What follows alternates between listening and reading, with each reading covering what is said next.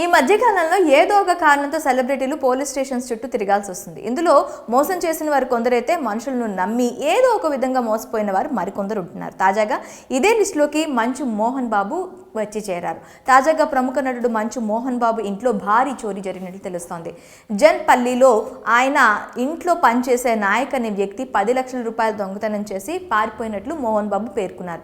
ఈ మేరకు రాచకొండ సిపికి ఆయన ఫిర్యాదు చేశారు. పోలీసులు హుటాహుటిన దర్యాప్తు చేపట్టి తిరుపతిలో నాయక్ ని అదుపులోకి తీసుకున్నట్టు తెలుస్తోంది. 2019లో ఇదే తరహాలో ఫిలిం నగర్ లో ఆయన ఇంట్లో పనిచేస్తున్న పని మనిషి డబ్బులు నగలు దొంగిలించినట్లు మోహన్ బాబు కుటుంబ సభ్యులు బంజారా హిల్స్ పోలీసులకు ఫిర్యాదు చేసిన విషయం తెలిసిందే. నిజానికి మోహన్ బాబు తన వద్ద పనిచేసే మనుషులను సొంత వారిగా భావిస్తూ ఉంటారు.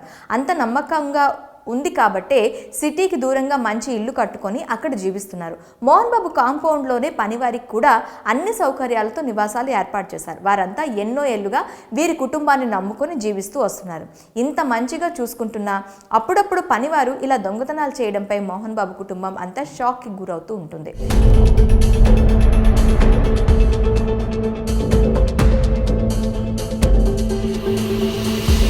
ఈ మధ్యకాలంలో చాలా మంది తక్కువ సమయంలో ఎక్కువ డబ్బు సంపాదించి సొసైటీలో లగ్జరీ జీవితం గడపాలని చూస్తున్నారు. దొంగతనాలు, చైన్ స్నాచింగ్, డ్రగ్స్ దందా ఇలా ఎన్నో రకాల మోసాలకు పాల్పడుతూ లక్షలు సంపాదిస్తున్నారు. ఇలాంటి సమయంలో దిగ్గజ నటుడైన మోహన్ బాబు పనివారిపై నమ్మకంతో సిటీకి దూరంగా ఉండడంతో ఇప్పుడు ఫ్యాన్స్ ఆయన రక్షణపై కూడా ఆందోళన వ్యక్తం చేస్తున్నారు. నిజానికి ఎంతో సెక్యూరిటీతో కనిపించే సినీ తారలకు తమ ఇంట్లో పని మనుషులు, ఇతర సిబ్బంది వల్ల చేతివాటం తిప్పలు తప్పటం లేదు.